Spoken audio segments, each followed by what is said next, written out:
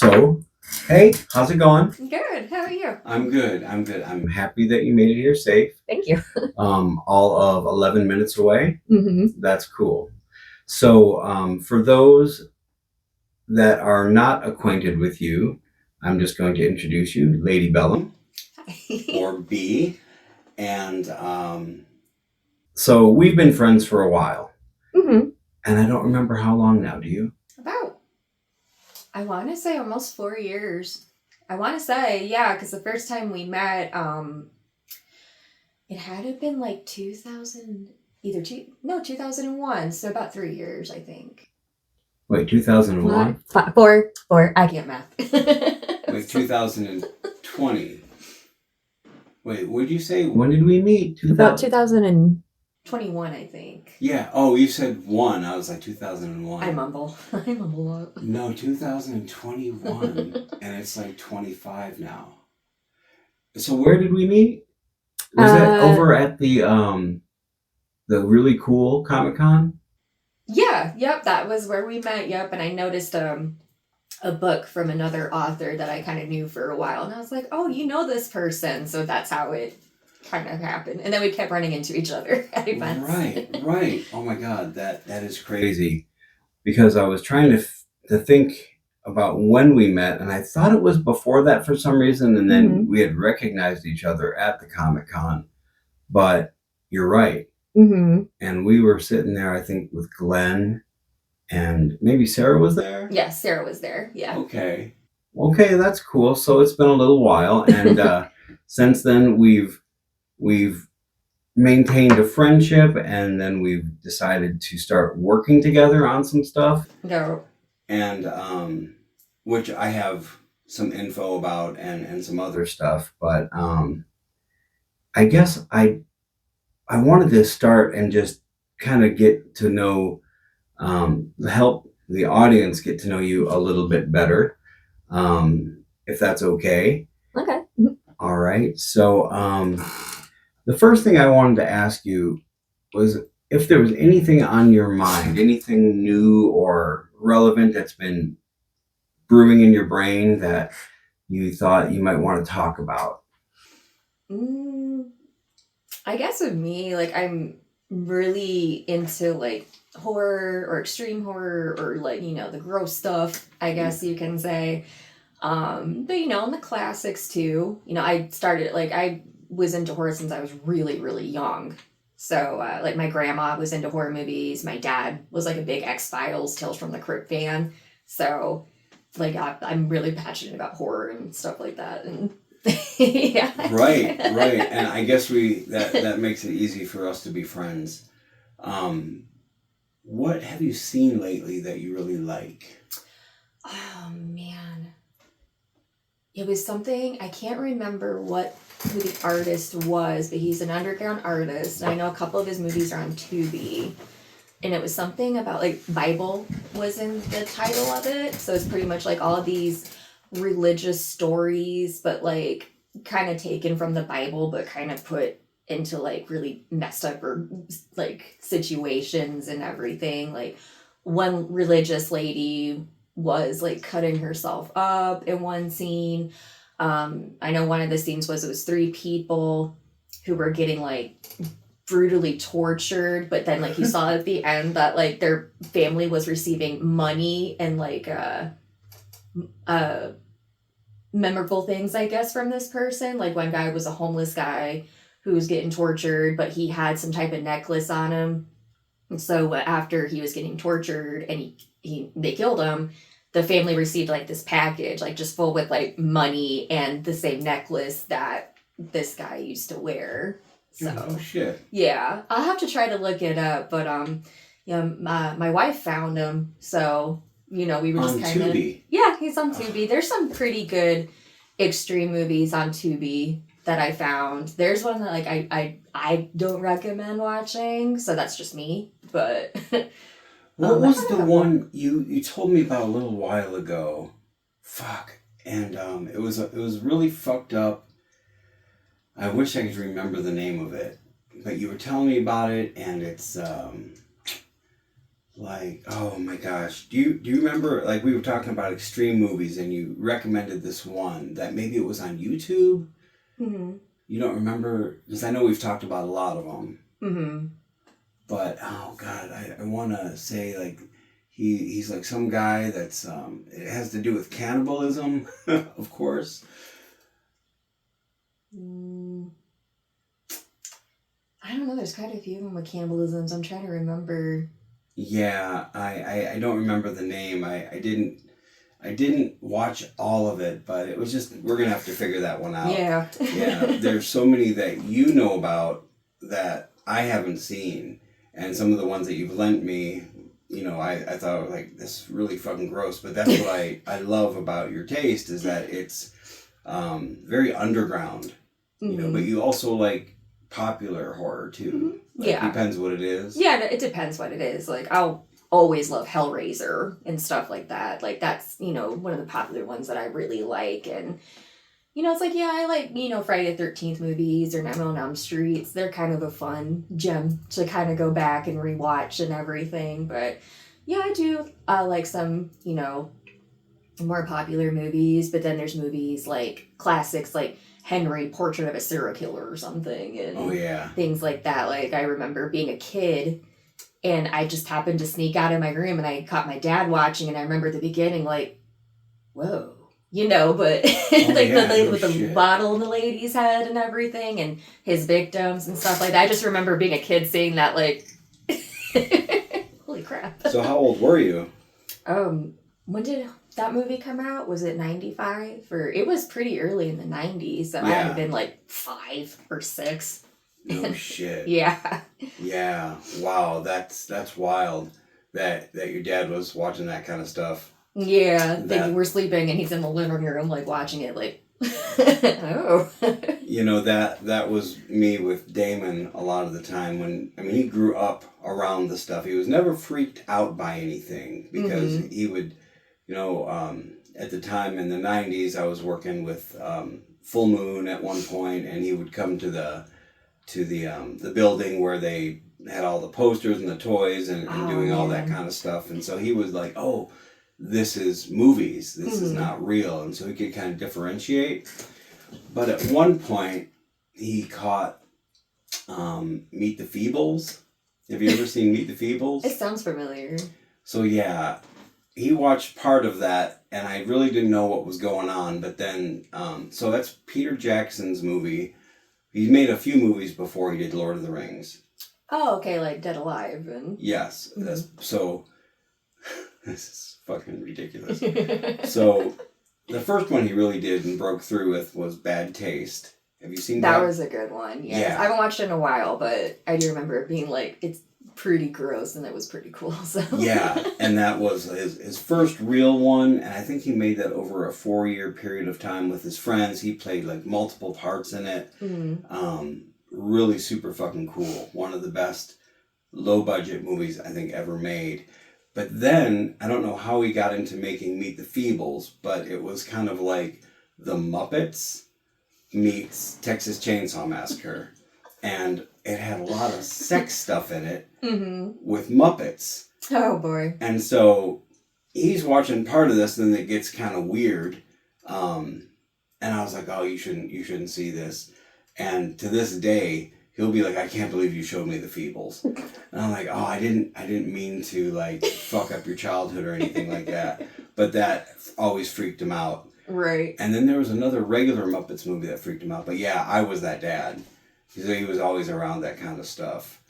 But yeah, Henry, that was one of my favorites from way back when. That was before the internet and all the shit that we have, Yeah. where you can just find anything, anywhere, like anytime. Yeah. That it made things seem a little bit more special, like they were treasures that you could find and shit like that. So, so, so that's a little bit of your history as far as like, when you started getting into it. So would you say that one was sort of your gateway movie into horror or? No. Like I would have to say like when I mean like I said I always grew up with horror like if it was more like psychological thrillers or um horror, like kind of like suspense and everything. So when I got to more of the extreme stuff, it was kind of more of a rebellion type of thing.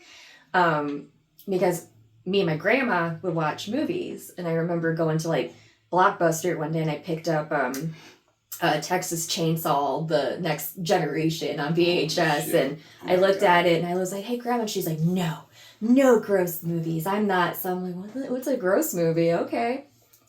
So when she started working like third shift, it was me and my grandpa, and my grandpa hates horror movies. They scare him. He doesn't like them. Like The Exorcist gave him trauma. Oh yeah, I bet. So at Smith's, I want to say it was Smith's, we used to have a video store in there. So every weekend I would stay with my grandparents and he would pick me up. And when she started working, I was finding these movies. And that's when I found Return of the Living Dead 3. And I remember the cover of it, like, oh my God, I have to watch this movie. So my grandpa let me get it. When I started watching it, he passed out on his recliner. So I just remember like him sleeping. I'm just on this floor watching this zombie film, and it was the split zombie, when he separated his head from his shoulders. I remember that like scaring the crap out of me, but was like I was so intrigued by it. So like yeah, I kind of was just like, oh my God, there's zombies and stuff like that. But then I really wanted to find more. Like that's when I really got interested in like the gross stuff. Like, and I had to been about maybe 8 or 9 when that happened. Wow, that's a fucking crazy movie to see that young. Mm-hmm. Yeah. And my grandma and my grandpa had no idea. So sorry, grandma and grandpa, but right. God, so that just goes to show how much older I am, because I remember watching that in the theater with the cast. It was like, living in Hollywood, they would always have people on the street like, oh, hey, you want to see a special screening of something or whatever? Oh, that's so cool. Yeah, and that's what it was. I went to this screening. I think they gave passes out at the store Dark Delicacies, which coincidentally is their last day of being open forever today after 30 years. But anyway, they gave passes for it, and I went with some people to see. Maybe Damon was there too when he was little, because he went to all these things with me. And it's weird that he's going to be 34 in a couple months, and that's just beyond me. But went to see it, and they gave shirts away at the door. Mm-hmm. I was like, Return of the Living Dead 3? What the fuck is this? And everybody was there, and the lady, Mindy Clark, the actress. Yeah, I love her. She's so cool. Yeah, she was there, like sitting 2 rows ahead of us, and when it was all done and people were applauding, she stood up. I was like, holy shit! Like, that's the lady right there. And it kind of gave me, I don't want to say like a fetish or a kink, but I know that it was interesting that there was this creepy lady with all the shit sticking out of her, and she was somehow supposed to be like sexy or whatever, and I was like, I agree. That's a good look. And now I love zombies. Yeah, like that's a different kind of zombie right there. That was a long time ago. So that was kind of like your major gateway movie into like the real deal. Yeah, so that's why I do tell, like, Return of the Living Dead 3 has to be like one of my favorite horror movies. Like, and I remember going to a convention where she was there, and I got her to like sign my poster and everything. So it was really cool, and she was really nice, and she was just kind of telling me how when they were doing it, she's like, oh, what if I put like a fake nose ring in? And she's like, and back in the day, they're like, oh, no, that's too much. But you can have her pierce herself and put spikes in her and everything. So I was like, that's interesting. Like, yeah, that's like a way different era. Things have changed so much. Mm-hmm. My God, it's like a huge mishmash of all kinds of shit that you can just see everywhere.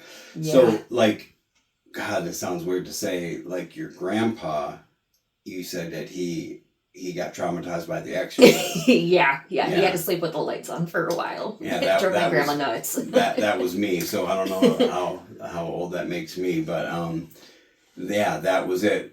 It was on TV when I was like 8 or 9, and I remember seeing it and thinking like, this is intriguing because I had watched some sci-fi stuff. Mm. Fiend Without a Face was one of the first ones. Children Shouldn't Play with Dead Things, and Oh yeah. like the Weekend creepy movie on Sir Graves Ghastly in Detroit.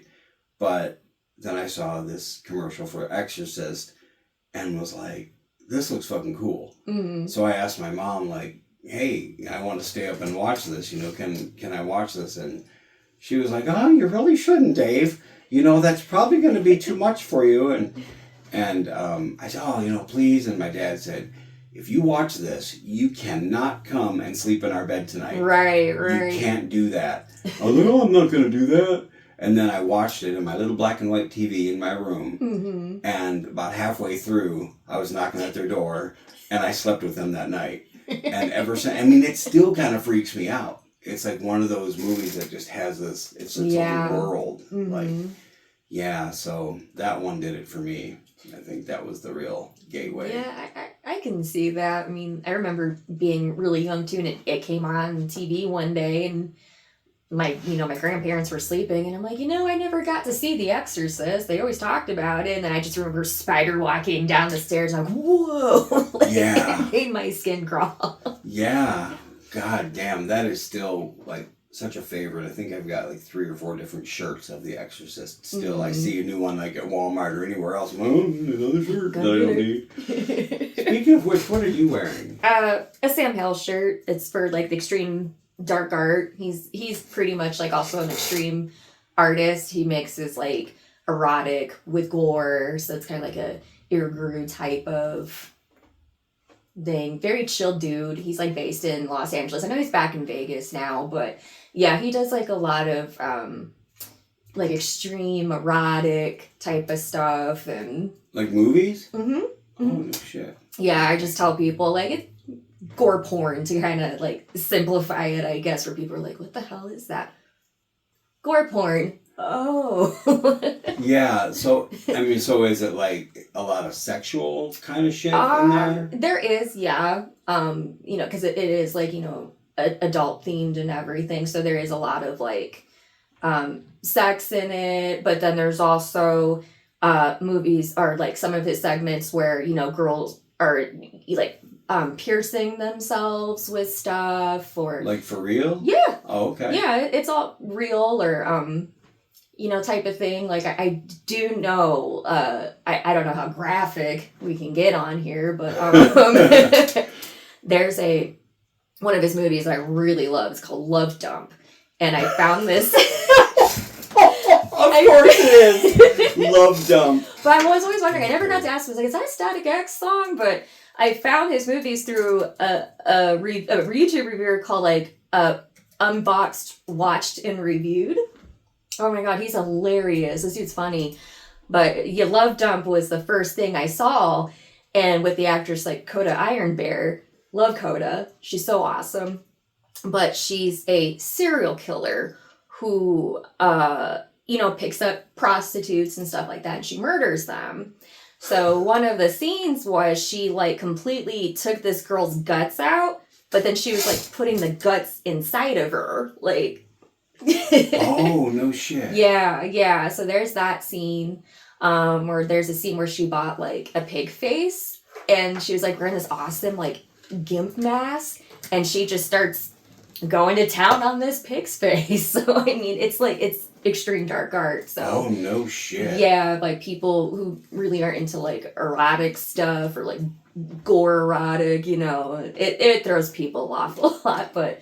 Yeah. Me and my wife were just like, man, this is amazing. So we got quite a bit of his stuff. I get it. And yeah, he's got a lot of stuff on IMDb. Mm-hmm. I'm seeing here, just like Love Dump, when I look it up, the first thing that comes up is the Static X song. But if I put in Love Dump movie, it brings all his stuff up, mm-hmm. which is pretty fucking cool. Yeah. Yeah, that was definitely my my first real love as far as making movies. I made a couple Super 8 movies when I was younger, and it was mm-hmm. along those lines. Okay. Yeah, definitely a lot. They're lost movies somewhere. Oh man. Yeah, you would the first one I did I called Hell Awaits, just like the Slayer record, and it had it was just a guy that finds this unknown substance, uses it, and becomes entirely fucking crazy. Starts growing strange warts and pus-filled things, picking them off and eating them, and things coming out. It was really gross. I was doing this all just by myself, and then this actress that I knew who was willing to do anything, she, let me put it to you this way. In Los Angeles, there were some Mexican markets that you can go and buy any kind of shit. Right. And I went and I bought this pig's hoof. Huh. And used it in the movie. Nice. My God.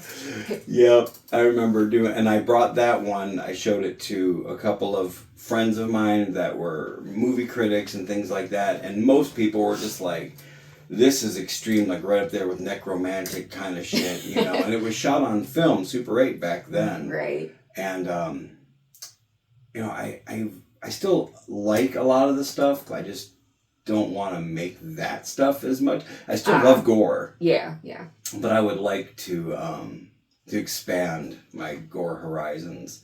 Not to say anything bad about that, because, everybody has got their own thing. Yeah. And that's definitely like the spots that I've been missing over the years. That shit.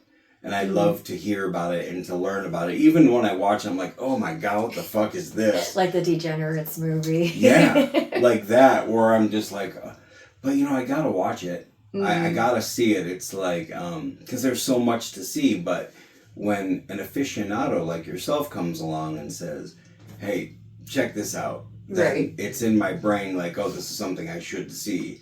Because when I scroll and I look at different titles of things, I'm like, there's like a million fucking things to see.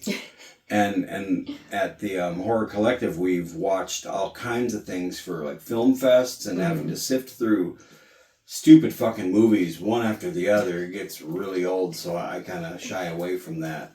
But every so often, there is a gore-filled gourmet of gross fucking shit that's really actually pretty good. Yeah. So what would you say is like the first one that kind of messed you up, if that's a thing, or maybe you've never been messed up? August Underground, postmortem. Like it's pretty much about 3 serial killers who are like recording all this like fucked up stuff that they do to people. It was great, but then there was a couple of scenes where I was like, too far, and it kind of fucked me up to this day. But I mean, it's still good movies. But and I've told you my limits before. It's babies and little kids and animals. So there was a scene, the baby scene, like it wasn't. I know it sounds bad, but like nothing happened to the baby. You just kind of see like a decapitated baby like in a trash can because they came across another serial killer. But then there's a scene with the brother, his name was Maggot, doing something to a dead child, and I don't want to get into details about that one. I was just like, come on, dude, that's a little too far. Like, I get his message that, people shouldn't be stupid, and there's people like this everywhere, and I get that, but it's kind of like why I refuse to watch a Siberian film. It's like, you don't have to go that far. Like, why? Yeah. But yeah. I mean, other than that, I mean, the acting was great. Fred Vogel did an amazing job. Krusty was like batshit crazy, pretty much like, yeah, she was like pretty much like the Harley like Quinn of the group and everything. And she has this thing where she can like puke like just on demand. They're just torturing this lady, and she just pukes right on her face, and it's like, oh my God. I can deal with puke, but I don't know how I feel about getting puke on my face. Oh, so. Yeah, that sounds awful. That's all fucking gross. Yeah. Yeah. And absolutely. He has 3 movies. It's August Underground. I can't remember the first one. There's Postmortem, then there's Penance. Is their last one that they did. So that one was pretty. There was some pretty like grueling scenes, and I guess Krusty got some type of clarity, like, oh, we're doing really, really fucked up shit, like this is too much.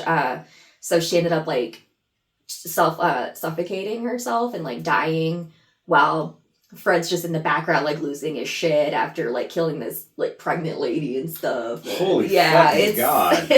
That's a lot.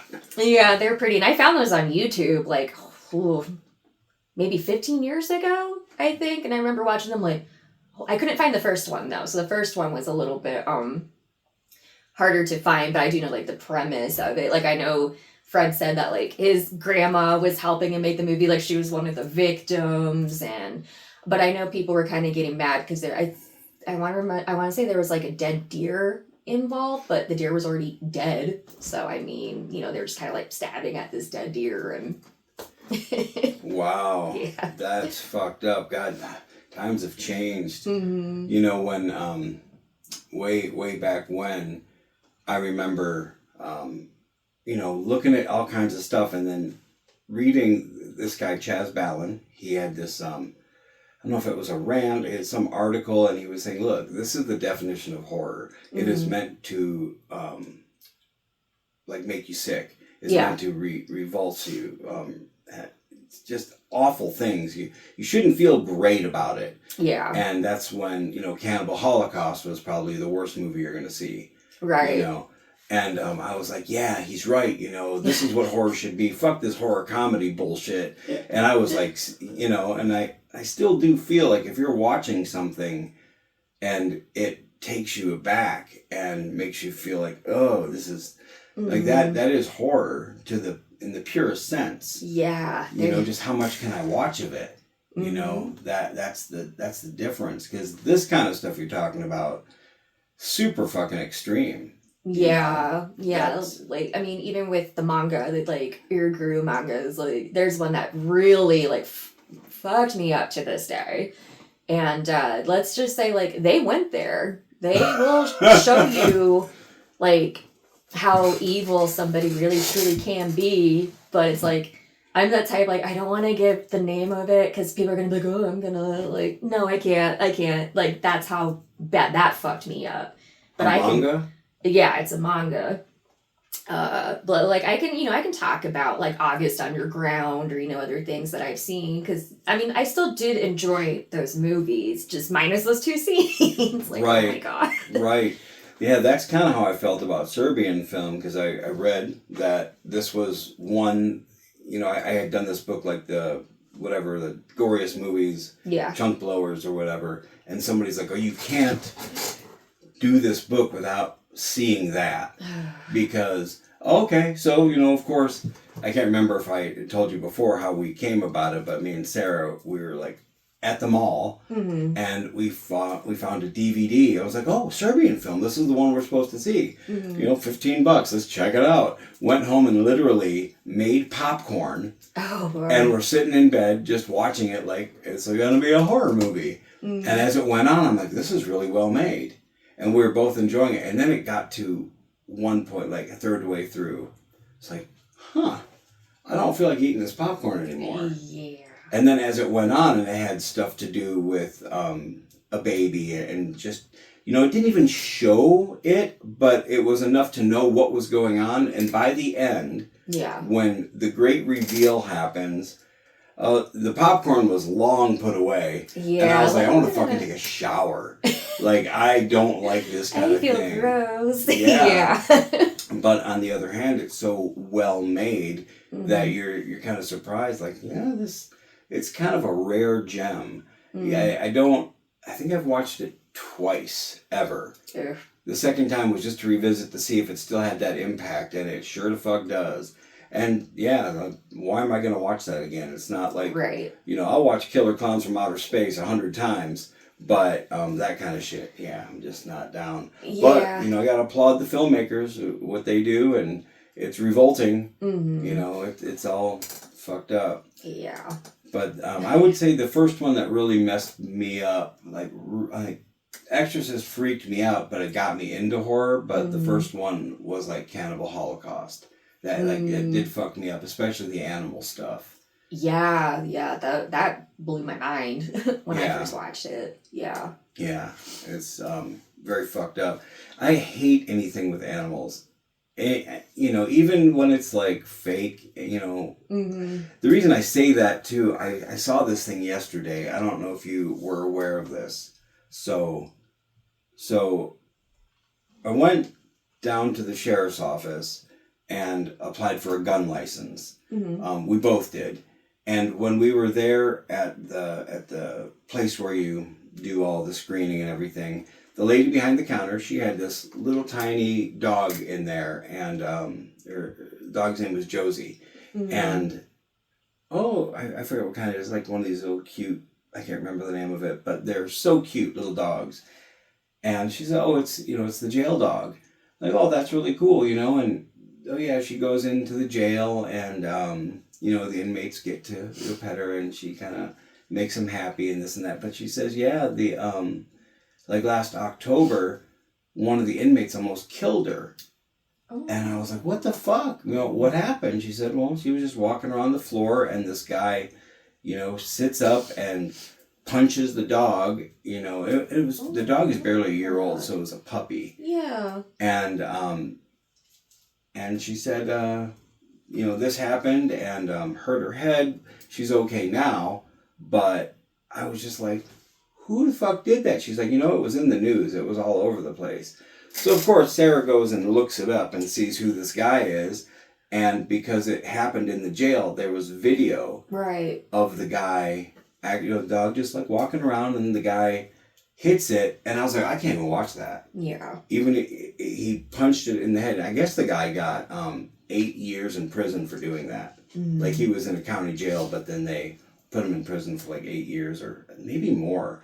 But I was just like, who is this piece of shit? I can't even think about animals getting hurt. I like them better than people sometimes, Yeah. So, yeah, anyway, so that one, Cannibal Holocaust was probably the one, but it's weird because the other cannibal movies, like Cannibal Ferox, yeah, I love those, even though I think they had some animal stuff going on in there. I think there was a snake, if I remember that scene. Yeah, there's a snake that, kills some kind of little pig or something. I can't remember what it was. It looked like maybe an anteater or something, but the people didn't kill it. It was two animals, like, in the jungle.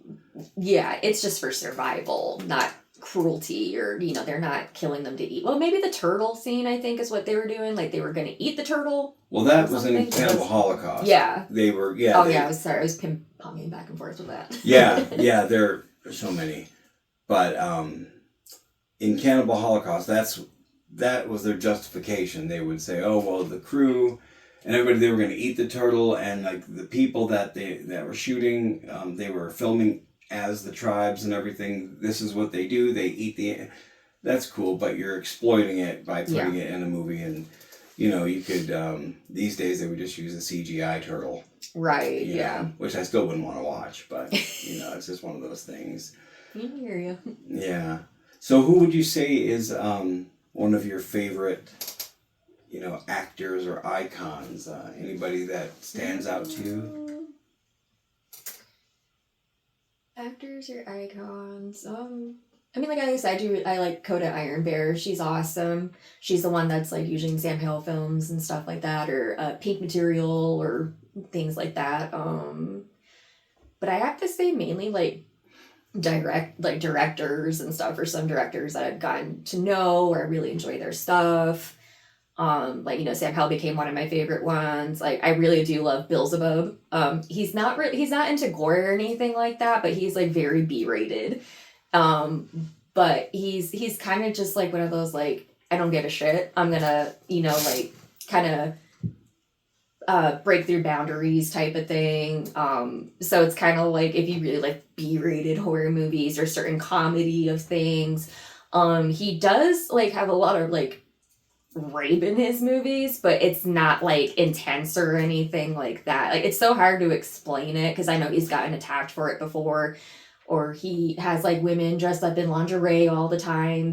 But I think it's just more a poke at society doesn't really take women seriously, so it's kind of like a backhanded joke, like just put them in like lingerie and stuff, and but the actresses and the actors in that movie are, they're good people and they're pretty funny. And like one of his movies I love, it's Dumb and Dahmer, where he's Jeffrey Dahmer. That's great. And he just he well, this is a perfect fucking title. Yes. Right there. So like there's a joke in there where, he ordered a guy off the internet to have sex with, but it was like a woman that showed up. And he's like, I ordered a man. She's like, well, as you can clearly see, I am a man. And she's all like dressed up in lingerie and everything. Wow. So like that's like kind of his humor. Like he kind of pokes fun at society, I guess, in a way, and puts it in his movies. Or like there's Dick Shark, where it's like a shark going around like raping women and stuff. Like what? An actual shark? No, it's literally like a foam floating looking, like you can like take it to the pole or something. Like there's one scene where you literally just see like somebody off the screen like throwing a shark at someone, like this foamy shark. That's perfect. That's the name of a movie? Dick Shark. Yes, there's Dick Shark. I'm sorry, I gotta look that up. Zombie Christ was the one movie like I really fell in love. So every time I'm like, you have to watch Zombie Christ, and it's like this dollar store looking skeleton and everything. Oh my god, the Dick Shark is on IMDb. Mm-hmm. He has a lot of movies. Oh my god, Dick Shark. Sometimes I think I hold my standards too high. Like, because, I know, people we know, even like Tyler. You remember Tyler? Yeah, I remember Tyler. Of course, right? Everybody knows Tyler. He's the foos. But he just makes movies. Like some days he'll be like, bam, I just did this thing. And it's like, to me, it's like a real low concept kind of thing. But he's out there doing it, putting it together. Might not be everybody's taste, but he's doing it. And I'm like, oh, I gotta, when I'm doing something, I want to have a certain level of production value and have a certain thing. Yeah. And then I see Dick Shark is just out there like, you know what? I don't want to make Dick Shark, but I do need to get the ball rolling on some ideas and not worry so much. That's my thing. I'll be like worried. I worry about every little thing sometimes, even, angles and then there's Dick Shark.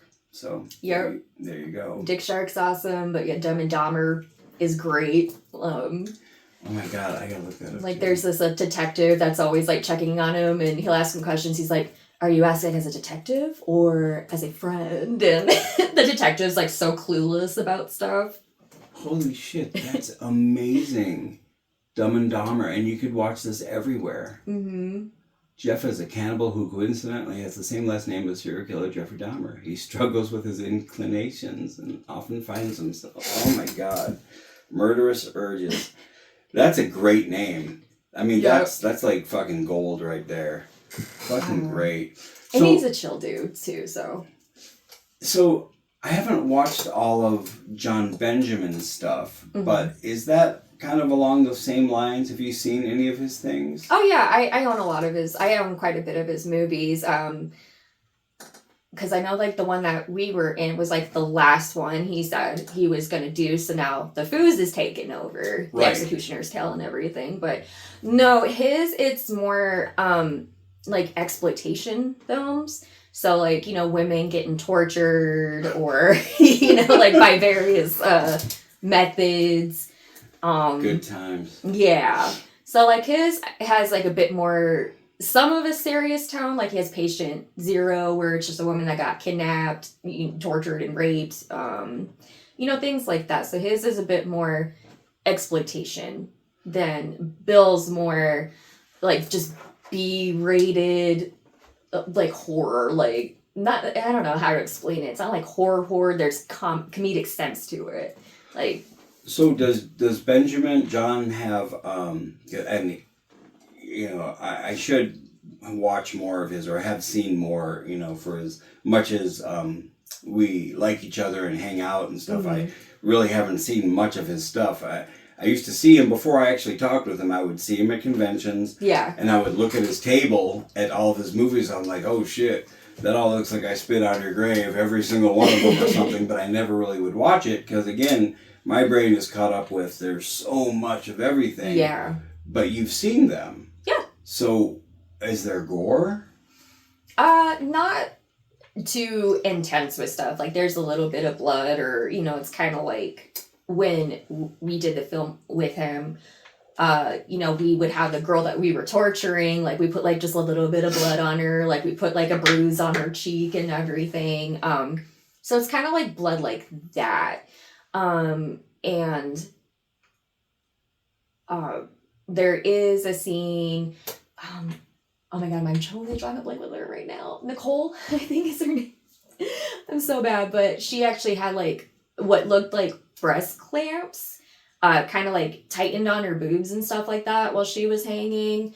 Hanging like upside down? No, like just from this little like hook thing that he kind of had set up and stuff like that. So there is kind of bondage stuff, or there's like a scene with the pineapple, I guess you can say, where a girl who can kind of heal up. Yeah, there's a scene like where the pineapple kind of gets like shoved up in her, but you don't really like see anything until like it's taken out, or we did like a cavity search scene and where I just kind of took a vial out of and not shown, just like kind of insinuated. Yeah.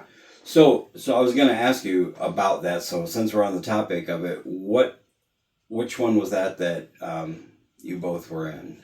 Executioner's Tale 10? Necrosis. Mm-hmm. But that's like a part 9 or 10. I think it was.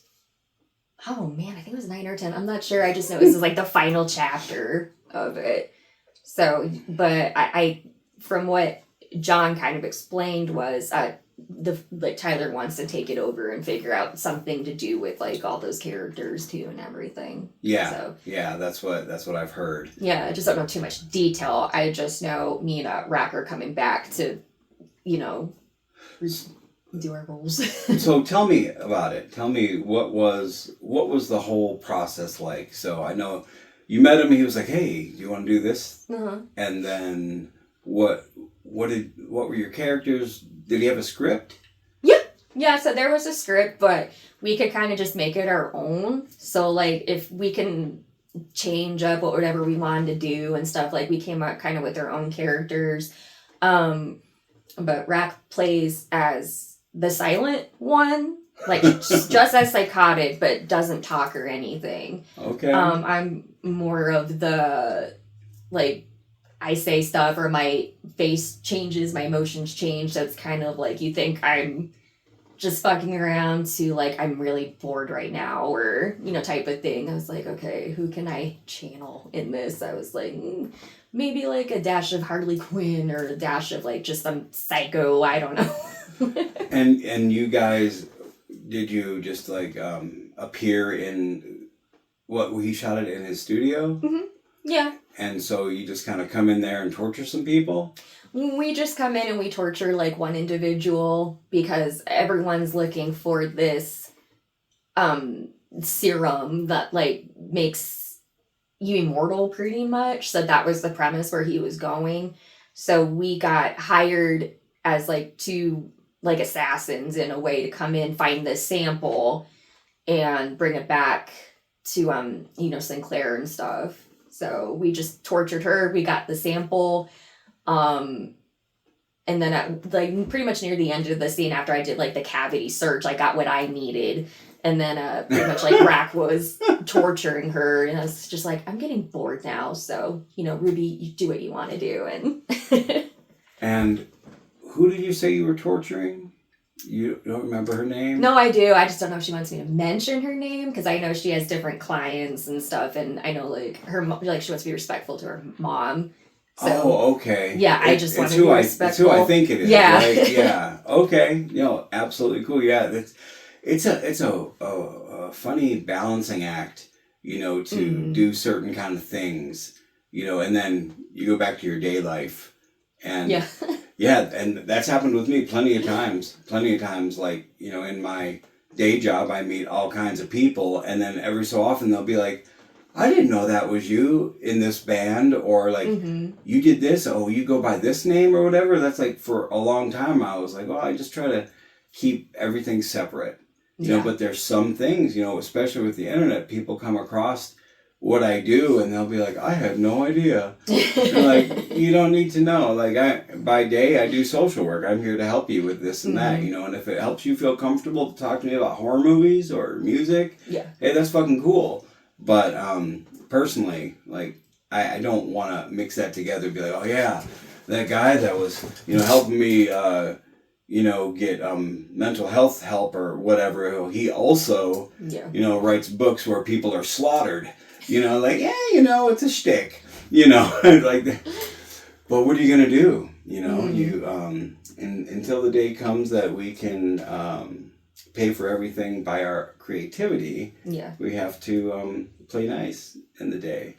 Sometimes I tell people, like, what do you do during the day? Like, when they meet me as Lucifer or whatever I'm doing on the creative side, I'll be like, well, just think of it like I'm Bruce Wayne by day and then I'm Batman. Yeah. That's all you need to know, and it's a completely separate thing. You want to separate your art from your personal. So, and I get that. Yeah, absolutely.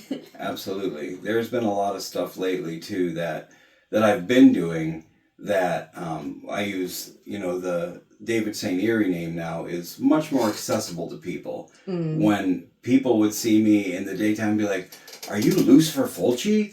I'm like, well, that's a character I play. Yeah. That's just one of those things. But when you say, oh yeah, David St. Eerie, that's less offensive to people for some reason. And they're like, oh, that's cool. That's like kind of like Rob Zombie. Like, without his bank account. It's kind of like Rob Zombie, Right. That would be nice. But at any rate, so you met John, you've seen his movies, and you've done this one, Executioner's Tale, and you're going to return maybe for the Tyler-produced ones? I think so. Yeah, I haven't really gotten a hold of Tyler yet to really discuss it. I figured, like, we're going to see him at Clash in the Creek, so, I mean, maybe something will come up about it. I'm just hearing it from, like, word of mouth from John. Right. No, John's a very nice guy. Like, he's the best. Super nice. Like, we would do stuff like, are you okay with this? Are you okay with this? Is this too much? And it's like, oh, John, if only you knew, like, what we watch and, like, what we're into. Like, this is nothing. Yeah, absolutely. That's one of the main reasons that I really love that guy is because he is into what we love, but very considerate, just down to earth. The last time that I was at his studio, we were doing some interviews for this documentary, and after, when we were all just done and chilling out, he's got like Loverboy playing on the radio. We're talking about, CDs that are hard to find and just like, really, really nice. Oh, are you too cold? Do you want me to turn the heater on? And all this kind of stuff. And then he's making this movie with you, which speaks a lot. So yeah, I love that guy. We're actually going to be going for one more ghost hunt type thing. Oh, yeah. I would love to do that there at the temple. That place is so awesome. Have you gone through all of it? Mm-hmm. Yeah. Oh, yeah. Yeah, we've been through a big chunk of it. We actually want to go back up there just to show a friend, like, no, you have to go, like, check this place out and everything and hear all the creepy stories or, just even how much, like, stuff they left behind. All personal stuff. Like, dang, who just leaves all this? Like, that's insane. Yeah. So. Oh, it's fucking beautiful. I love it. In fact, there's so much inspiration that has come from that place. Like, so his studio is great, and we've been shooting, interviews for this Lords of October documentary, and it's just perfect space and lighting and everything, and then doing these ghost hunting type paranormal research things. Right. And so I've seen some shit in my life since the 90s. I mean, since I was a kid, I had some experiences. In the 90s, things happened where I was like, I really realized there's a lot more to this life than what most people think. Right. And I don't have to prove it to anybody. I've seen shit. I know it's true. But going to the temple and having all of this history behind it, I was like, well, I've already seen some shit. I've been freaked out. Nothing's going to freak me out here. And so we've done several of these kind of walkthroughs and, we spent like 2 full nights there pretty much just Mm-hmm. going in different groups and rooms and all different kind of things. And the first night I was kind of like, there's nothing going on here. Other people, they were hearing things or kind of feeling things. I'm like, oh, Right. that's cool. I don't really get too many creeps out of that. And then this one night, like literally, I think, yeah, the second time I think we were there, me and Sarah were just walking in this one big room just by ourselves and literally just heard footsteps directly behind us. Oh. And I was like literally just like, okay, did you hear that? She's like, yeah, it sounds like footsteps right behind us. John confirmed that that's happened before. Yeah. He's also said he hears the toilet flush randomly too. Like twice he's heard it, and he's like, "Oh." Yeah, and it's very ironic that he spends so much time there as he doesn't like the scary shit. He's like, you can keep that shit. You can keep it, right? But we heard that, and I was like, okay, I'm trying to justify it. It's the echo, it's some. But I swear to fucking God, like literally as you're walking and it's like a carpeted floor or whatever, but then you like hear different footsteps, like smaller footsteps behind us. And Sarah heard it too. We're like, okay, that's weird. Yeah. And then in another room, Paul and Zach were in there and they heard or saw something being thrown in the background and landing on the floor. There's nobody else there. Like, okay, I'm trying to justify it. Maybe it's an old building, something fell. Mm-hmm. I don't know. And then another night, we're up there just doing the interview, sitting down, like just like this. John's on the couch. I'm sitting. Paula's sitting. Sarah's sitting. And in that studio right behind us, I heard footsteps right behind us. And like we literally stopped. I was like, "Do you fucking hear that?" Yeah. And like, yeah. And John was like, "It happens all the time." And he's like, "Nope." I'm like literally for me to get a little creeped out is saying something because I've seen some shit and I've witnessed some shit where like I didn't think I'd get creeped out there, but I did. I absolutely did. And I love it. Yeah. I love it. So yeah, we're going back actually a week from today. We're going to be there for our last sort of official night to finish up that part. Yeah, that's going to be fun. Have you had anything else kind of happen to you paranormal wise? Anything? When I was a kid, yeah, we did. Like, so I'm definitely a believer, and I'm with you. It's like I don't have to prove anything to anybody. We've had experiences, like me and my siblings. We used to live in this townhouse there where there was a murder suicide. Husband lost his shit, killed his wife and then himself in my mom's bathroom / closet. It was kind of a weird setup. So when we would move in there, we would hear weird things. We would hear like sometimes banging, or the radio would start like turning on itself. Like if you were hanging out in my mom's bathroom. One night when I was laying down in bed, I actually saw like a face, just like the pattern, like going from, I saw the nose, I saw the eye socket and everything. And I remember just kind of like going like this at the edge of my bed, like, is that like a reflection? I stood up, just a face, just staring down at me while I was sleeping. So, yeah, I definitely believe in that. And if you were to even talk to any of my siblings, like they would tell you like all the weird stuff that would happen in there. So, yeah, we think that it was him. He was just a bad energy. So, yeah. Wow. Yeah, it's something when it happens to you and you feel it and you know it. And when other people that I don't know too well, they'll tell me a little something like, oh yeah, I kind of believe or this or that. Like, but when you experience something and you just kind of know it. So I always had things going on in my life that not all the time, but periods of time. Started when I was very young. I think I was like 12 years old. And on my parents' property out where they live, we lived on 10 acres, lots of woods. And this one day in this little area, I heard something in this big old thicket of trees, and there were branches that I thought there was something inside of it, and it made a sound I couldn't understand. It sounded like squeaking, not squeaking like a rat, but like plastic, like if you were like pulling on plastic. Oh. Really, really strange in the middle of this thicket of woods. Anyway, I never really thought about anything too much. I'm a kid, and I'm feeling like there's something here, and I don't really know what it is. And then periodically, that's a whole nother conversation, as much shit as I've seen. But years later, my guitar player from Penis Flytrap, my other band in LA, she's very witchy and very in tune. She's an old crone. And years and years later, after we had broken up and I was back here in Michigan, she calls me out of the blue one day and says, she was meditating and talking to her spirit guide. She's Native American, and she has a spirit guide.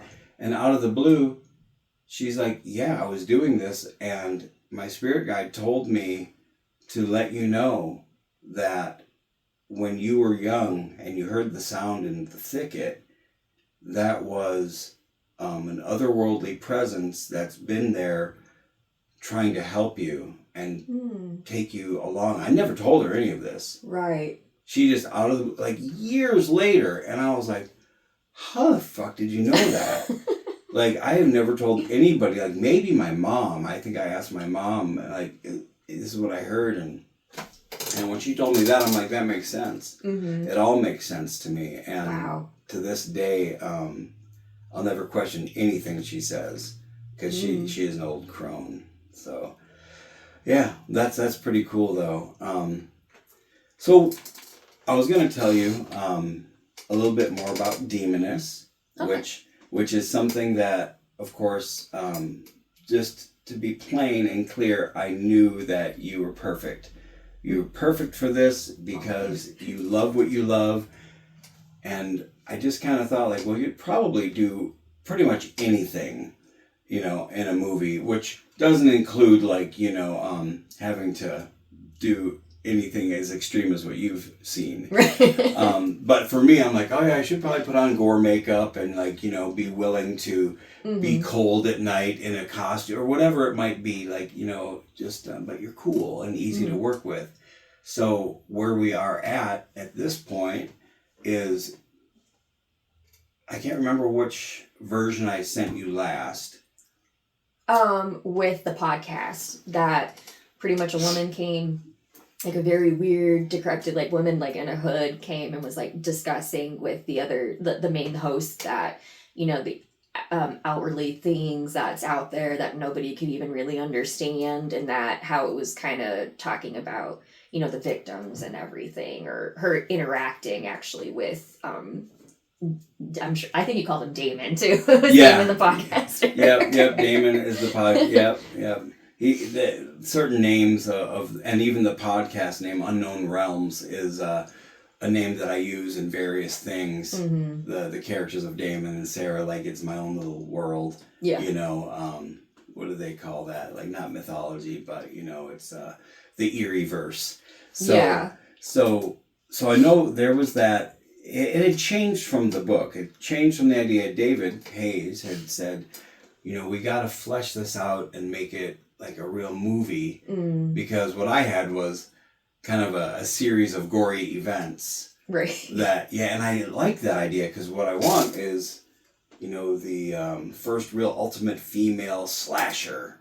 That was my idea. And God, even listening to Joe Bob Briggs last night on his show talk about, they had a slasher episode where they showed two movies. Intruder, you remember Intruder? I love Intruder. Yep. That movie has some of the best kills in it. Yeah, I love it. The head, the one head. Yeah, where it's just sawing him from that way. I'm like, oh my God, that is amazing. I actually found that movie from watching a Skinny Puppy video. It was Warlock, and somebody put all these gore sequences in it, and that's actually, I found The Beyond too, but back when I first discovered that movie. It wasn't in print anymore, so that movie was almost Right. impossible to find. But Yep. it was the tarantula scenes with the guy in the library getting eaten up, Yeah. and that was also had the intruder scene where he was like literally getting his head just sliced. Like, man, that movie was awesome. I love to go back to that and just watch that movie. Oh yeah, it's so fucking cool. That was, see, back then too, the time when those were unavailable, they were like treasures. You know, you find these things. To me, it was like very, very special to find something and have it as your own. To go to a convention and like, oh, it's a VHS. You know, $20 for a copy. Anyway, my point was that. Oh yeah, Joe Bob Briggs had a slasher episode on Last Drive-In last night. So they were playing two, and they were going over all the slasher tropes. They showed that one. Of course, you know, they talk in between and talk all the stories about it. And then they showed In a Violent Nature. Have you seen that one? Yeah. Yeah. That was cool. Fuck yeah, that. Ooh. Man, that scene, I've never seen a death sequence like that before. If I could just go back just to keep repeating that scene over and over and over again. So like, good. So fucking, and we know which one we're talking Yes. about. Yeah. In fact, I was in the chair, you know, in my living room, and Sarah had fallen asleep. So I'm watching that, and then I fell asleep, and then I just woke up, and that scene was right on the screen. I was like, oh yes, this is so cool. But anyway, in between the movies, they're talking and talking about like the top 10 slashers, and Joe Bob Briggs was saying, you know, we don't really have a female slasher. You know, maybe there has been some, and I'm not sure, but that was the whole idea of Demoness being that thing. So how I wrote it was kind of in that vein, and then David said, well, you know, let's try to, you know, beef it up so it's more like what you read last. And since then we've met, and he wrote another version which he sent to me a few days back. I haven't even read it yet, but I should forward it to you. And he said, you know, it beefs it up a little bit and adds a few things to it, so it will reach, you know, 75 minutes. But the one thing that I really want to keep at the heart of it is this this kind of slasher formula.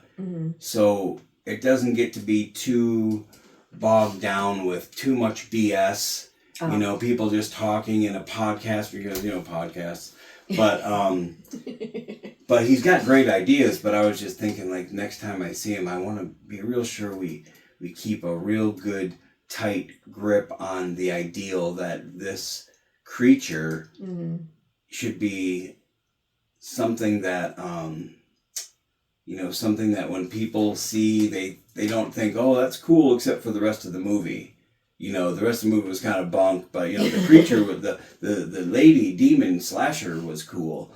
I want the whole thing to play like a fucking Terrifier movie. Like, I don't really care about a lot of other shit. There's got to be cool kills. She, you know, got to have a great look to her. And I think we've got that. I think the look is cool, sexy and evil and gross. Right. You know, that's like, you know, kind of the next level of Mindy Clark from Return of the Living Dead 3. Slash with Melina. Was that? Melina from Mortal Kombat, where it's like hot body, but whoa, that face. I don't know who that is. From Mortal Kombat, Melina?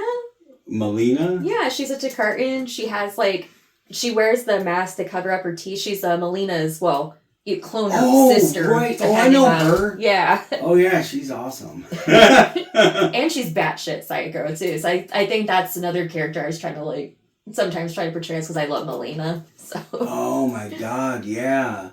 So that's crazy because I was, like, trying to figure out who you're talking about, but I've definitely seen her. Oops. Yeah, that's the whole thing with Demoness, is she's got to be like that. So I knew you were perfect for it. I knew that you would be willing to get a little dirty and bloody. Oh yeah, I'm fine with that. You can even throw worms and stuff on me. I'll be fine. Like... Oh yeah. Well, if you give us permission, then we'll cover you in muck. But yeah, that was one thing I was gonna let you know, is that we got another version of the script, Okay. and I just only want to know what you think. I'll send that to you after this. But there was another thing I wanted to give you too. I got this. I don't know if you saw this. That's a little novella, The Night Watch. Oh, cool. It's just a quickie, and what happened was,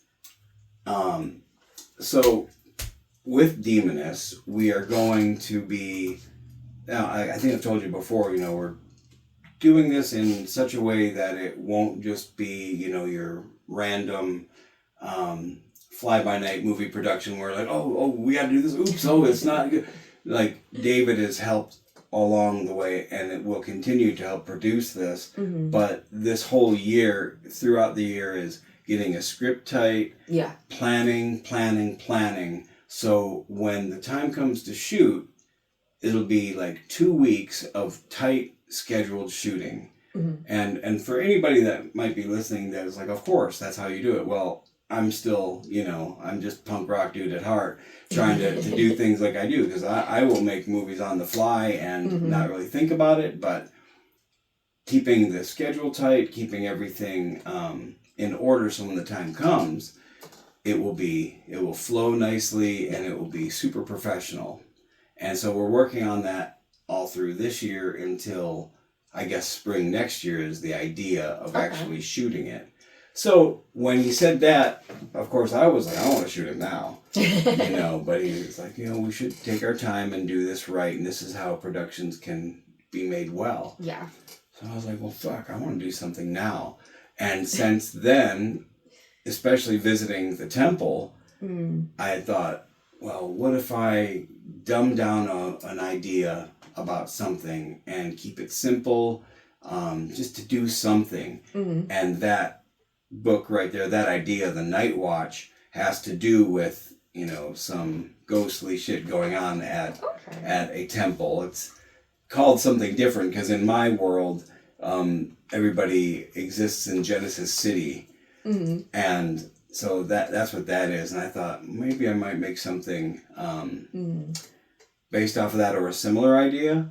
And there's another ghostly female presence going on that might have to tap you for as well. Just but I was like, fuck, I want to do something now. Like I'm tired of not, like I just want to shoot something. Right. But I don't want it to be garbage. I just want to keep it simple. I know if I keep something simple and I'm in charge of everything and there's only a few people involved, then it might be solid. So anyway, I wanted to give you that.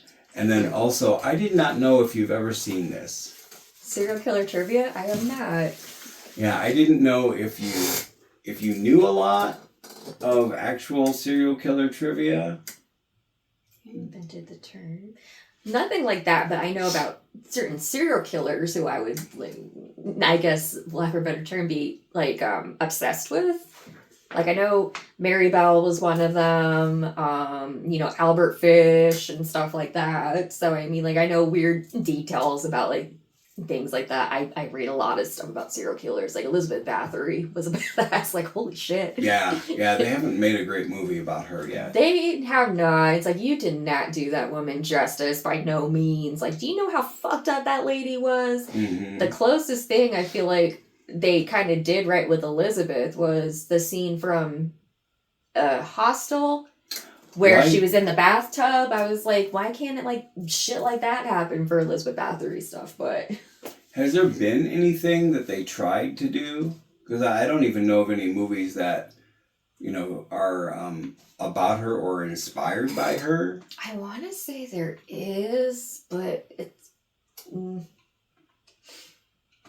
nothing like memorable. So maybe that's why it's like, is there even like it wouldn't be memorable, I guess, in my opinion, because Elizabeth Bathory was just so fucked up, and it's like, how can you like forget about all the torturing she did, how many like girls she killed, and things like that. So I mean, she was brutal. Yeah, there's nothing that I've seen on her or whatever. Like with Lovecraft, there's a bunch of movies that are inspired by, or it's out there, so his work has been represented, but not super great. by a ton of people. There are a handful of movies I love that are Lovecraftian. Yeah, like From Beyond and stuff. Yeah, From Yeah. Beyond. That's got some good stuff in it too. Mm-hmm. Barbara Crampton. Yes, she's one of my favorites. And I can't remember. Is it Jeffrey Campbell? I think. Jeffrey Combs. Combs. Okay, I was getting him and Bruce Campbell. Yep. Yeah, but I do love him as an actor too. I think he's great. Like anything I've seen him in so far. So yeah, like I love him in The Frighteners. Yeah, no shit. That is eccentric crazy. cop, or he was a detective or something for the occult. Yeah, absolutely. Yeah, he was also in Dagon. Have you seen Dagon? I have not seen that one. Yeah, wait, was that? Wait, I'm sorry, was he in that? Yeah, that.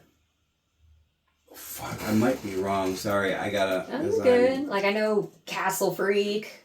Oh, that's what I'm thinking. Yeah, Castle Freak, and then right, he was in Castle Freak. The Reanimator, and stuff like that. Yeah, like I love the characters he plays. Yeah, he's awesome as Herbert West. That's what I got confused. There's another guy in Dagon, but that's another Stuart Gordon movie that's Lovecraftian. But again, there's not like a lot of info out there for any kind of Bathory movie. It needs to happen. Yeah. But anyway, I saw that book. I think it's from the same people who do this cryptid trivia book. Now, see, I thought I knew a lot about cryptid trivia, so Sarah and I were sitting down and going through it a little bit, and there's so much fucking shit I didn't know, little details and everything. So I got that the other day, that one, and I haven't even opened it. I thought you would probably enjoy it more than I would.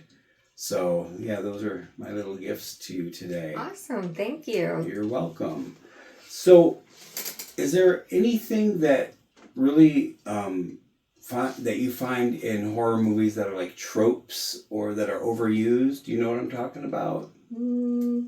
Like shit that you see all the time in movies, like I don't know, what's a good. Let me see. Hold on a second. Okay. Yeah, horror tropes. Just to make it simple, because I don't want to define it in a wrong way. Horror tropes are recurring themes, situations, or character types, plots that are commonly used in horror or whatever, and they serve as a storytelling shorthand. Some horror tropes that are used a lot, like the final girl, the doomed skeptic, the creepy kid. Are there any of those kind of things that you see in movies that you think are overused, or do you have like a favorite kind of theme in movies? I guess like sometimes all I can think about is mainly like found footage type films where it was like the one I feel like I kind of got overused was we're a failing influencers and we need to do this or fake it or like we'll try to find the true ad. It's kind of like stuff like that, kind of like Grave Encounters or something, or oh my god, I remember that I movie. think they did that in Hell House too, where they're trying to prove something from the house and everything because they need views and stuff, and I guess kind of things like that. Like I feel like the influencer theme is a little bit kind of coming in too hard in the horror community, and I guess I'm not really a fan of influencers, you can say, and I think it's this new generation's thing, and I'm not all about it really. So to me, I feel like it's the influencer angle that they're trying to get at. That's a good one. Yeah. Yeah. Thank you for that. That is something that does really fucking bother me too. Like if it has anything to do with influencers that they need views, I turn it off. Like I don't care for it. Yeah. So things like that. No, I feel like in horror movies, what I do like though is how they have Easter eggs sometimes, like kind of paying homage to other movies and stuff like that. Like I like Easter eggs. I really enjoy those and seeing that, like, oh hey, yeah, that was from this movie type of thing, or oh look at that, like the poster, kind of like what they did for Evil Dead and The Hills Have Eyes, where each of those movies they have like each other's posters in the background. So right. I thought that was pretty cool. That's the first thing that just popped up in my head was it like the first Evil Dead? that had the Hills Have Eyes poster? I think so. It was like kind of torn up, but you can still tell it was like a Hills Have Eyes poster. So that didn't start there. They had a thing with the directors, right? If I remember correctly. Okay, if I'm wrong, I'm sorry. But so in The Hills Have Eyes, there's a Jaws poster that's ripped somewhere. I think so. Yeah, that kind of in the original one or the remake. In the original. Oh, okay. And that was Wes Craven's way of saying, I'm the new horror guy. This, Jaws ain't got shit on this. Right. And so then Sam Raimi in Evil Dead ripped the Hills Have Eyes poster to say, this is the new shit.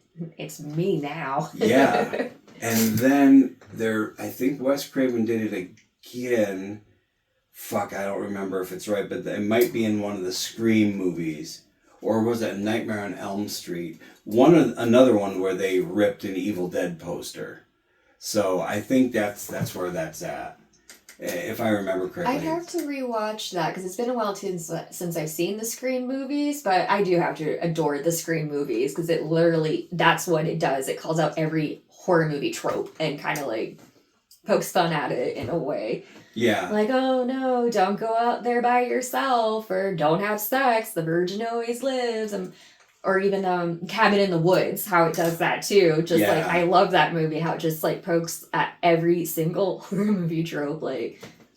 Yeah, and that was cool too, like the whole thing with them being those kind of characters, and then, at the end it's like this giant demonic thing they're doing, like they have to spill the blood to appease the god of horror or whatever it was. The gods, before they like pretty much destroy the whole world, you got to give them blood, but you have to make it entertaining, I think is what they were saying. Like you got the fool, you got the virgin, you got the Spartan warrior or something. Right. Yeah, that's right. That movie's fucking great. It was. I really liked that movie, especially seeing all the like almost similar horror movie icons throughout the years, like how you saw like Cenobites in there, or like the Tooth Fairy girl, and the mermaid scene was pretty funny though.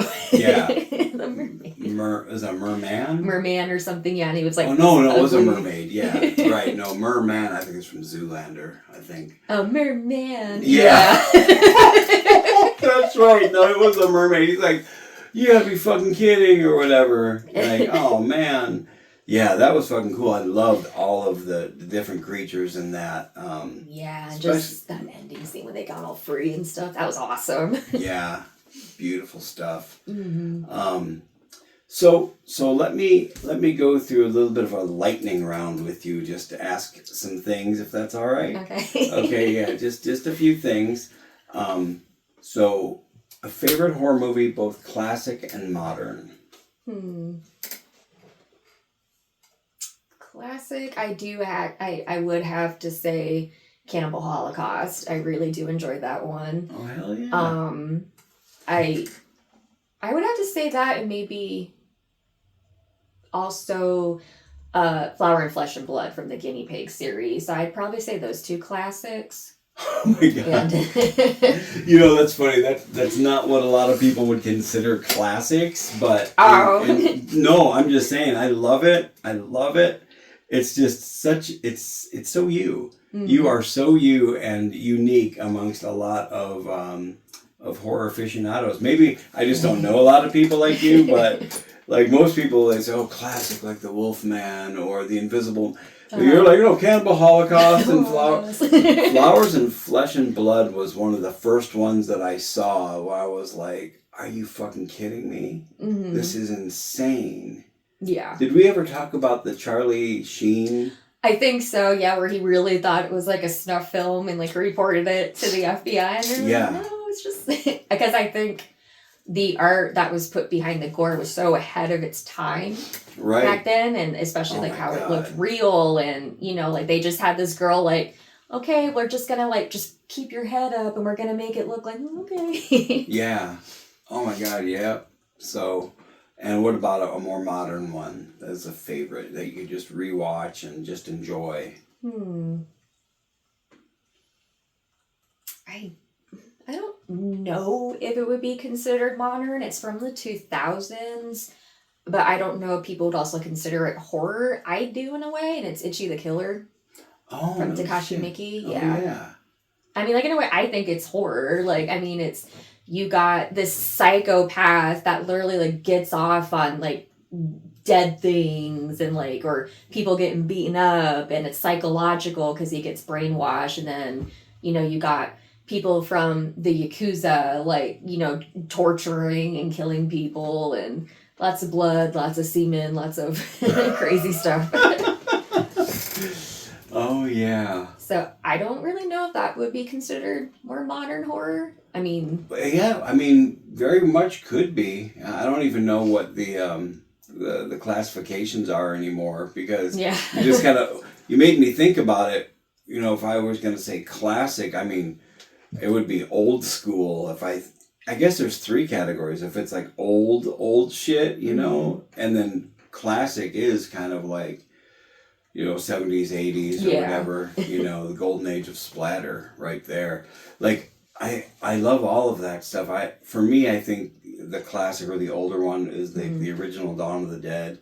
But I love so many. It's an impossible question. That's why it is, because it's like, there's a lot. But it's like, if I had to pick, that's what's hard though, because I do love so many like films that are like, oh man, I could sit down and watch that again. Like, that was awesome. And so it's hard to pick favorites, I guess. You got like a comfort movie that you go to that I don't know if you watch everything the same if nobody else is around. Do you do that? Oh, I do that. Yeah, I tell people, like, hey, you want to see something gross? Like, if they don't, then okay. But like, if you get a chance to be by yourself, is there something that you watch that you wouldn't put on if anybody else was there? Because maybe it's just your personal comfort movie or anything like that. No, not really. I just kind of put on whatever. Like, hey, it's more of like, do you feel like what? Like, my stuff I watch by myself, let's say like my wife doesn't like to watch, is like maybe certain comedies. Like, I do like to watch comedies, or certain shows. Yeah. That's funny. Or like certain shows that, like, like, I don't know, something like complete opposite New Girl or something. So, I mean, New Girl? What's that? It's just a comedy about a girl who moves in with like her guy roommates and stuff, and it was a show on Fox a few years ago. Oh, okay. So it's kind of like stuff like that. I would probably just kind of watch by myself, or whoever wanted to watch it with me. But I think maybe a comfort movie would be for me, and I could always watch it. It's hilarious and it's gross. Is like Tokyo Gore Police or something. Like, no shit. I can watch that one all the time. It's awesome. That's awesome. Oh yeah. So it's like I said, it has comedy in it. It's gross. It like has such an interesting story behind it, and it's like, oh yeah, I can just sit there. I can watch it anytime. So. Somebody asked me. I don't remember who it was. Somebody from LA asked me to write music for the trailer for that. They were doing they were going to put out like a new trailer for Tokyo Gore Police. This years ago. I did it. It's on YouTube somewhere. Oh, like the music that I did is like real, synthy kind of shit. Yeah. But yeah, it's funny that you mentioned that. I love that movie. Oh man, it's such a great movie, especially like the elephant penis scene where he's just shooting bullets out of it at people. Like, oh my god, how much more ridiculous did you get? Oh my god, that's beautiful. And then the dude got his legs cut off, and he like blood jet sprayed everywhere. To like, oh my god. for me, the comfort comfort movie, no matter what. I can watch The Thing, John Carpenter's The Thing, or actually the old one, the new one, or the prequel, not the new one, it's like 1982, but so good though. it's just one of those things. Like if I'm just feeling like I need to escape, that's in Antarctica, I know that it's just my thing. The music is calming, that for me. But like I will put on, I will watch anything with Sarah or whomever it might be. But there are times where, like, I love the show Dexter, and I've watched it, like, a ton, and I'm rewatching it again. Yeah. And there's times if Sarah's coming in the room and she's trying to chill out, like, I'll put it off. because she's seen it so many fucking times. She's like, I'm over it. Yeah, she might be, but she rewatches things like that herself. Whatever it might be. She doesn't give a shit if I've had enough of it, even if it's like sometimes The Witcher. She loves The Witcher, and I like it a lot too. I don't know if you've watched it. No, I haven't watched it. I know of it though because of the video game and everything. Yeah. And so some of it to me is it's a little goofy, but anyway, I don't really care to sit and watch it. If she's binging, I'll go in another room, but I'll turn off Dexter because I know I don't want to bug her with because I'm just like, oh, I love Dexter. I tried liking Dexter so much. I just couldn't stand the sister's character. Oh, right. She annoyed the hell out of me. I'm not gonna lie. Like, oh my god, she's the worst. Like, I feel like there's always that one character in a show. Yeah. Because even Breaking Bad was like that, or Ray Donovan. It's like there's always just like that one character. You're like, oh. Who bothered you in Breaking Bad? The wife. Oh, no shit. I did not like her. Oh god, she was just such a pity me character. Yeah. Mm-hmm. I couldn't stand her. So like that one kind of like killed it for me. Okay. Yeah, see, I love Dexter, and there's characters I really don't like in there, but I will still like watch it because I love the idea of what he does and shit like that. Such a cool idea too. I agree. Yeah. So I mean, we actually got done watching one that I really liked. It was Grotesque, I think. Yeah, it's on Hulu. It was a FX show, I think, with a cop. She's trying to track down this like serial killer. And, like, the death scenes, or, like, how even some of them, like, the bodies that left behind, it's nasty. It's awesome. Huh. So, but the ending, I didn't care for, let's just say I didn't care for the ending of it. That's really it. Being that I loved the show. So I was like, okay. Modern, for me, anyway, there's so many of them, but I think of a favorite is, like, something I could watch again and again. Doesn't matter what, like, Dawn of the Dead, for me, is one of them. Phantasm.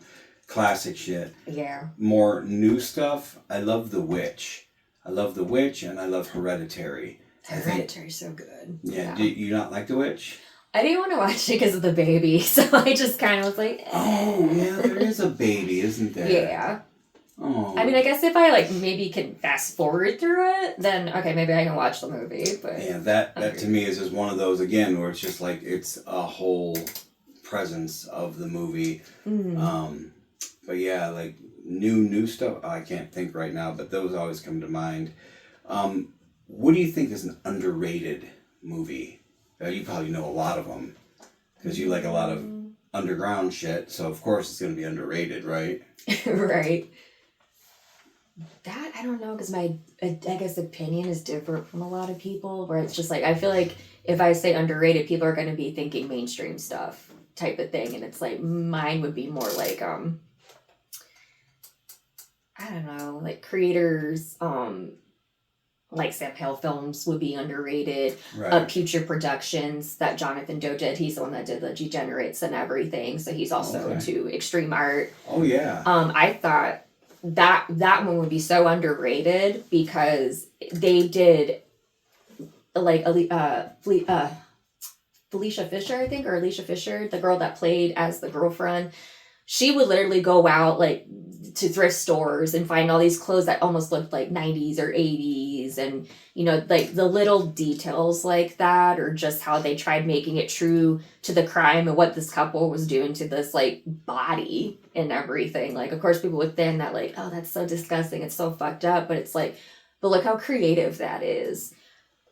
Most people spend their time doing CG or, doing whatever, putting like half-ass work into something. Like they literally like made this fucked up body part and like, we're doing things with this body, and just like the time and creativity they made to put all these body parts together and everything, or for her to even just go out and, oh, I'm going to go thrift shopping so I can look very 90s and 80s. And like, that's cool to me. Like I love stuff like that.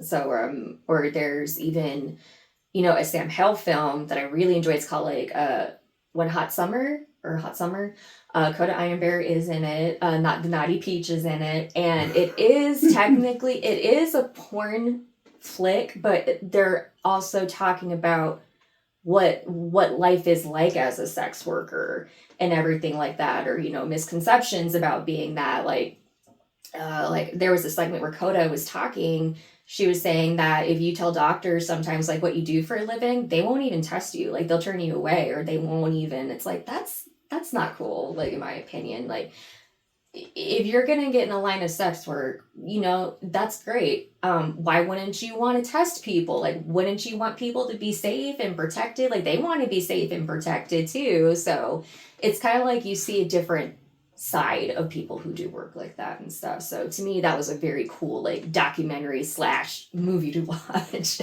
Yeah. So I know they do testing out in Vegas where it's like legal to do sex work, right? In Pahrump, it is. And where? In Pahrump, it's pretty much a small town outside of Vegas. It's like literally desert, and their excitement out there is Walmart. Like that's how small Pahrump is. But yes, there is Walmart. Actually there is actually a brothel out there because it is legal out there in Pahrump, and you could go in there and it's literally like you get a menu of what type of girl do you want, what do you want, this or that. But the girls do take breaks, and stuff like that, like certain few months to get tested and to like come back safe. And so yeah, it's legal in Pahrump. Vegas, I mean, I know there's swinger clubs. Oh, yeah. Type of thing, and it's like no thank you. yeah, that's a thing. All right. Yeah. I'll just say this, that there have been places that I've went where there swingers and clubs and all that kind of stuff, and I'm just like, no man, no, I'm good. I'm good. Like horror club, that's different. Yeah. Anywhere that you do, and it's kind of weird. People be like, oh, but it's sex, it's love, and all this kind of shit. I'm like, yeah, but I'm just not interested. Like, a horror club, that's different. Horror is my sex. I'm good. yeah, that's what excites me. So last question that I will ask you: do you have a favorite horror soundtrack?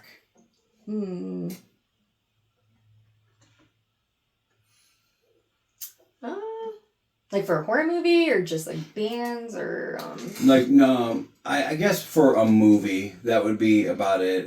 But I also want to hear whatever you got in your brain about music, bands. For me, I will always, my go-to for horror soundtracks is Goblin. Mm-hmm. Of course, they are like fucking everything to me. Like everything. In fact, speaking of Walmart, we were there earlier, and I had my Goblin hoodie on. Mm-hmm. And we're just walking down, looking at orange juice and shit. And this guy that works there comes up. He's like, is that a Goblin hoodie?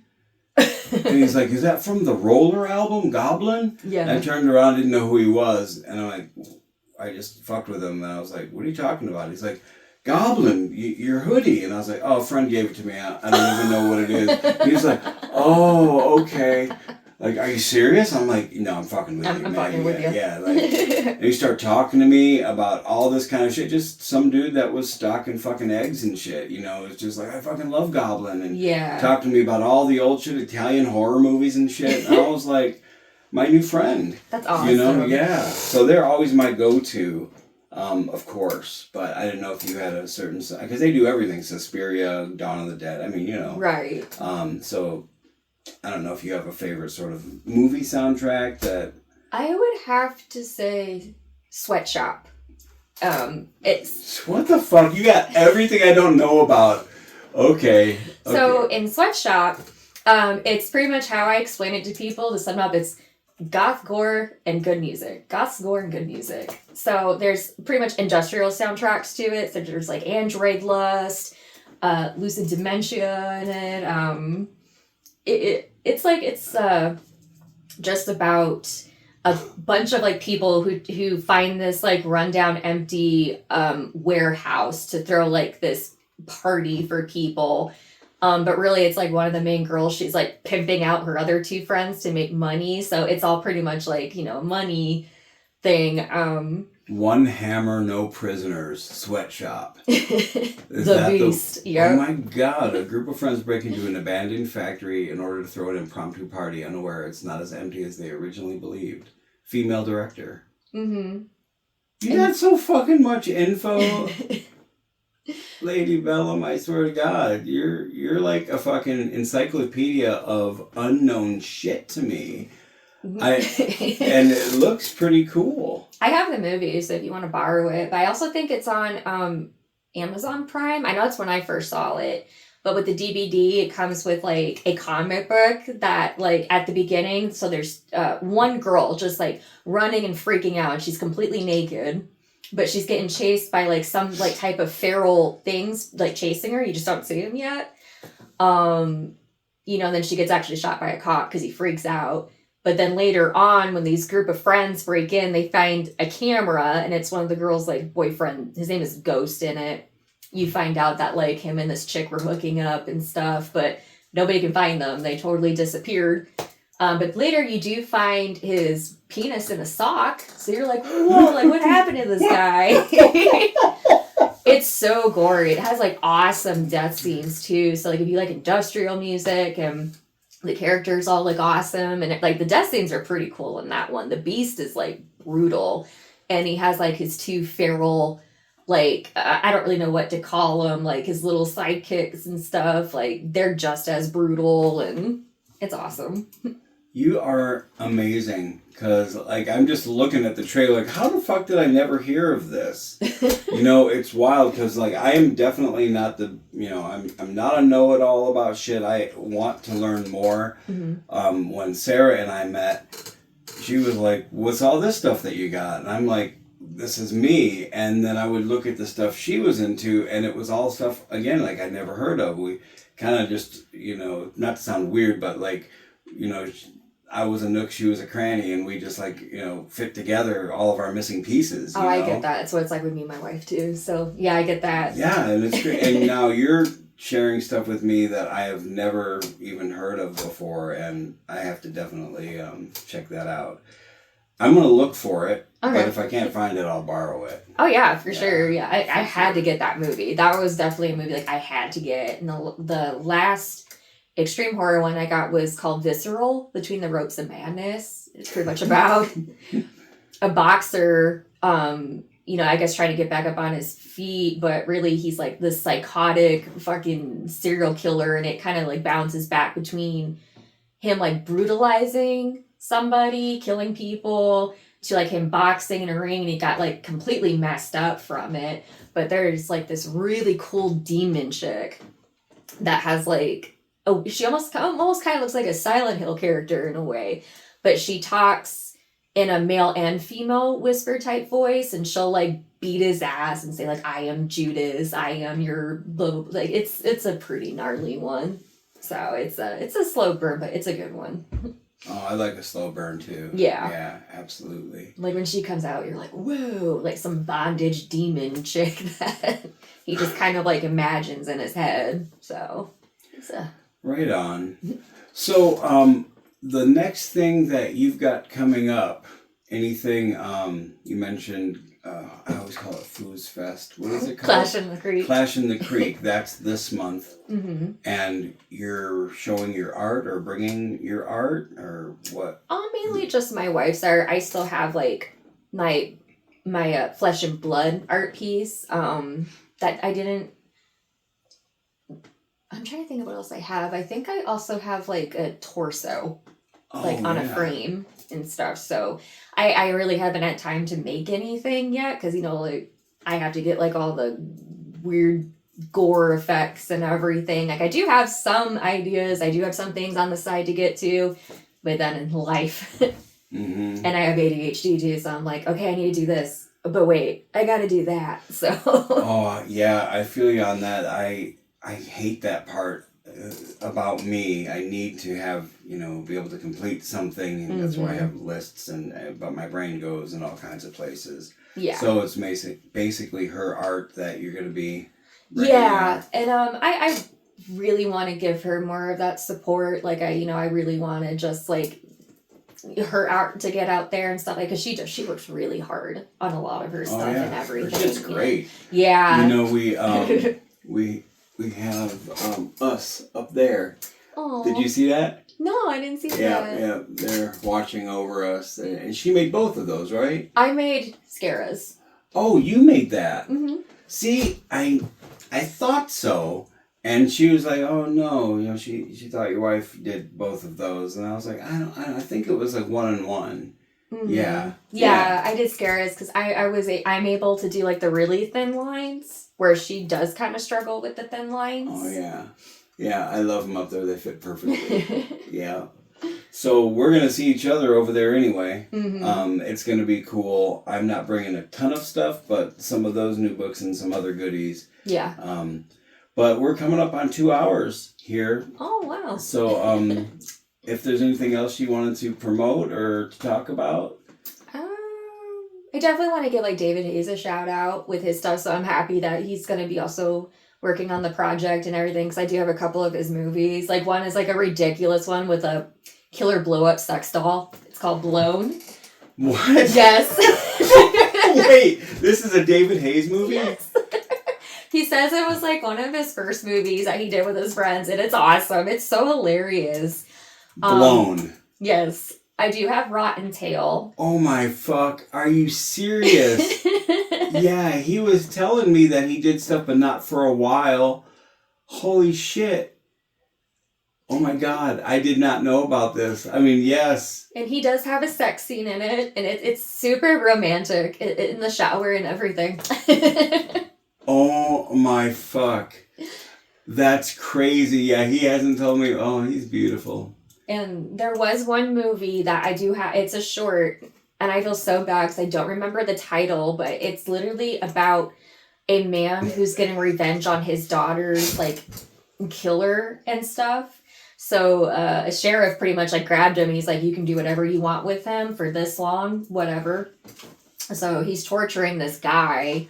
And, the guy's not really feeling any remorse or anything. So there's near the end, he sticks like a pipe up in him. And as he does that, he puts a barbed wire down this pipe. So when he takes it out, the pipe out, he just rips this barbed wire out of him. I'm like, that's amazing. I have never heard of that before. Maybe in a crossed comic, like I've seen a death scene like that, but not like in a movie yet. Holy shit. That's wild. Yep, just kind of chainsawed it out over him. You just rip. That's fucking crazy. Yeah, he's over at Cinema Wasteland this weekend. Okay. Have you ever been there? Mm-mm. Do you know what it is? No. Oh, god damn, that's your spot. Okay. Oh, shit. That's something that I know you would love. Okay. Because it's different than the rest of them. Astronomicon's going on right now. That's cool. I always like going there. It's fun. Whatever. It's fun there, yeah. Yeah, Bruce Campbell is there today, which, I thought it might be cool to see that guy again. But Cinema Wasteland is the underground, all exploitation, crazy underground shit. Yeah, David Hayes goes there. Every single time. It's like his stomping ground. Is it a once a year thing or is it a... I think it's once... let me not lie to you.